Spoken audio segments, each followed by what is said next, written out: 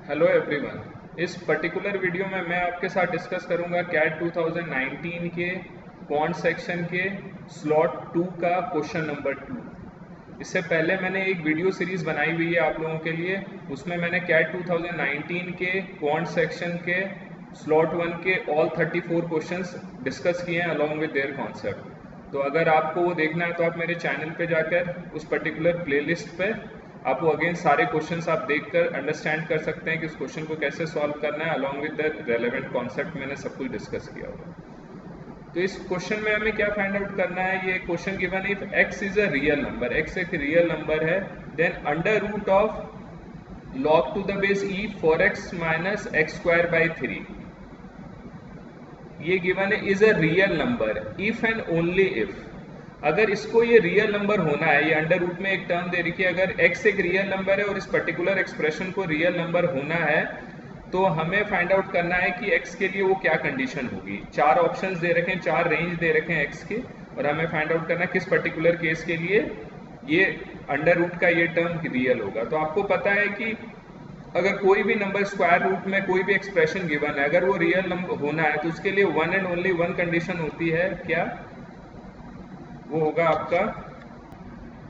आपका log to the base e 4x minus x square by 3 should be greater than equals to 0।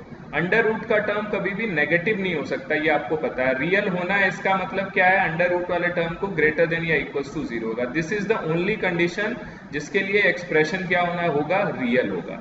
तो अब इसको हम simplify करके ये फाइंड आउट कर सकते हैं कि x के लिए रेंज क्या होगी, जो चारों ऑप्शंस गिवन है उसके उसमें से कौन सा उसको सेटिस्फाई करेगा। तो इसको हम ऐसे भी लिख सकते हैं, this is equals to 4x minus x square by 3 is greater than equals to, ये क्या हो जाएगा, राइट हैंड साइड आएगा तो आपको पता है लॉगरिथम के केस में e raise to the power 0 क्या हो जाएगा, 1 हो जाएगा। This should be greater than equals to 1, आप यहाँ से बोल सकते हैं। आपको पता है लॉग की डेफिनेशन से अगर ये ग्रेटर देन इक्वल्स टू 0 है तो इक्वालिटी हो या इनइक्वालिटी हो, तो अगर ये राइट हैंड साइड जाएगा तो ये जो बेस है e raise to the power ये 0 हो जाएगा और उसकी वैल्यू क्या होगी, 1 हो जाएगी।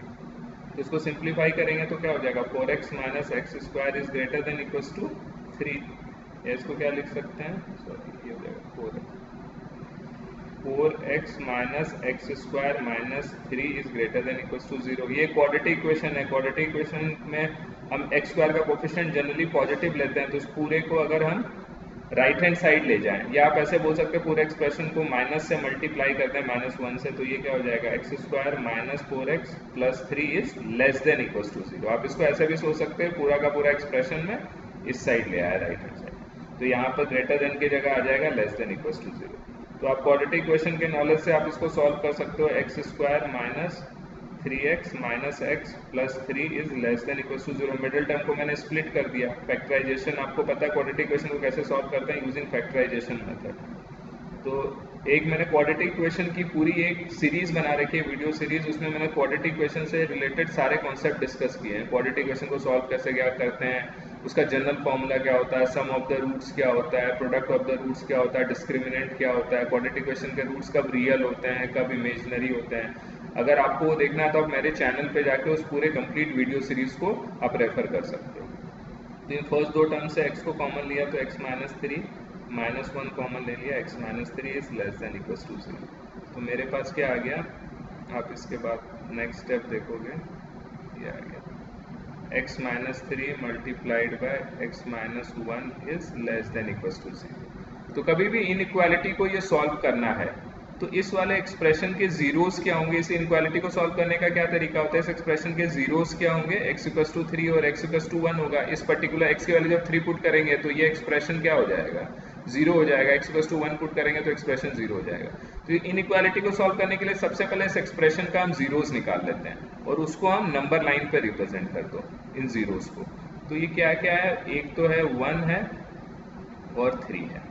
तो नंबर लाइन पे हमारे पास तीन रीजन्स आ गए, एक रीजन ये हो जाएगा, एक रीजन ये हो जाएगा इसके इधर, और एक रीजन हो जाएगा सेंटर का।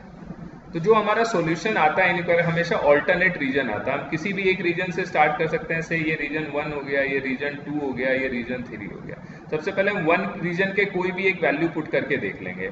उस केस में ये सेटिस्फाई कर रहा है नहीं कर रहा है। फिर सेकंड का पुट करके थर्ड का पुट करके हम ऐसे देख सकते हैं। तो वन, अगर हम x की कोई भी वैल्यू लेस देन 1 लेंगे, अगर x की वैल्यू कोई भी लेस देन 1 है तो ये वैल्यू क्या हो जाएगी, x-3 हो जाएगा, x-3 नेगेटिव हो जाएगा, और x-1 भी क्या हो जाएगा, x की वैल्यू लेस देन 1 है तो x-1 भी नेगेटिव हो जाएगा, तो नेगेटिव इंटू नेगेटिव क्या हो जाएगा, पॉजिटिव हो जाएगा। तो x की वैल्यू अगर लेस देन 1 है तब तो ये इनइक्वालिटी होल्ड नहीं करेगी, ठीक है। और x की वैल्यू जब हम लेते हैं, x की वैल्यू लेस देन, जो अब मैं सेकेंड रीजन ले रहा हूँ, x की वैल्यू लेस देन 3 और ग्रेटर देन 1, अगर इस केस को अगर मैं कंसिडर करूँ, इस केस में क्या होगा, x-3 क्या हो जाएगा, अगर x की वैल्यू 1 और 3 के बीच में है तो ये हो जाएगा x-3 विल बी नेगेटिव,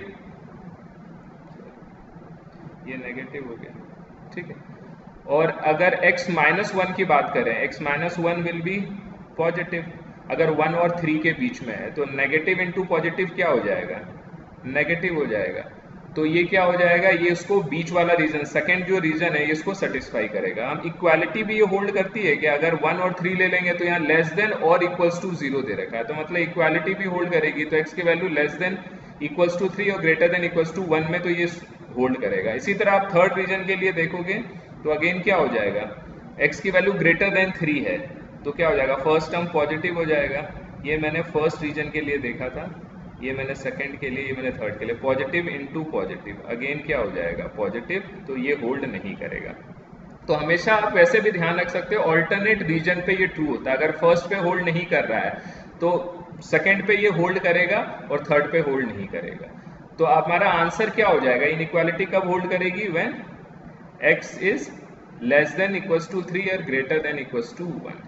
तो हमारा आंसर क्या हो जाएगा, इस पर्टिकुलर क्वेश्चन का आंसर हो जाएगा, इसका थर्ड ऑप्शन हो जाएगा, x की वैल्यू 3 और 1 के बीच में होनी चाहिए। तो इस पर्टिकुलर क्वेश्चन को हम इस कॉन्सेप्ट से यूज कर सकते हैं। इसमें मैंने सिर्फ एक बेसिक कॉन्सेप्ट ये यूज किया कि अंडर रूट में कोई टर्म है, अगर उसको रियल होना है तो इसका मतलब क्या है, सिर्फ एक ही कंडीशन है, उस should be greater than equals to 0। फिर मैंने लॉगरिथम का बेसिक नॉलेज सिर्फ ये अप्लाई किया, अगर ऐसे गिवन है कोई एक्सप्रेशन लॉगरिथम का, तो बेस अगर राइट हैंड साइड में ट्रांसफर होता है तो base raise to the power ये 0 है तो e raise to the power 0 क्या हो जाएगा, 1 हो जाएगा ये। उसके बाद क्वाड्रेटिक इक्वेशन था, उसको मैंने फैक्टराइज करके एक्सप्रेशन बना लिया, क्वाड्रेटिक एक्सप्रेशन, ठीक है। और ये इनइक्वालिटी को सॉल्व करने का सिंपल सा तरीका, इसको नंबर लाइन पे रिप्रेजेंट कर दो। दो रूट्स हैं तो हमारे पास 3 रीजन आ जाएंगे, एक रीजन आ गया x लेस देन 1, एक रीजन आ गया जब x की वैल्यू 1 और 3 के बीच में लाई करेगी, तीसरा रीजन आ गया जब x की वैल्यू ग्रेटर देन 3 होगी। तो हमेशा जो सोल्यूशन होते हैं वो ऑल्टरनेट रीजन पे होते हैं। तो मैंने फर्स्ट रीजन पे चेक किया, वो होल्ड नहीं कर रहा था, सेकंड रीजन पे होल्ड कर रहा है, थर्ड रीजन पे होल्ड नहीं कर रहा है। मैंने इक्वालिटी ये भी चेक कर लिया, 1 और 3 पे ये होल्ड कर रहा है नहीं कर रहा है, तो यहाँ लेस देन और इक्वल्स टू 0 गिवन है तो ये इक्वालिटी के लिए भी होल्ड कर रहा है। तो इसका फाइनल आंसर क्या हो जाएगा, x की वैल्यू लेस देन 3 होनी चाहिए और ग्रेटर देन इक्वल्स टू 1 होनी चाहिए। तो इसका थर्ड ऑप्शन हो जाएगा। अगर मेरा ये वीडियो आपको पसंद आया तो इसको लाइक और शेयर करें, और मेरे चैनल को अगर आप फर्स्ट टाइम देख रहे हैं तो उसको सब्सक्राइब करें और बेल आइकन को प्रेस करें, सो दैट मैं फ्यूचर में कोई भी वीडियो अपलोड करूँ तो उसका इंस्टेंट नोटिफिकेशन आपको मिल जाए। Thank you so much for watching.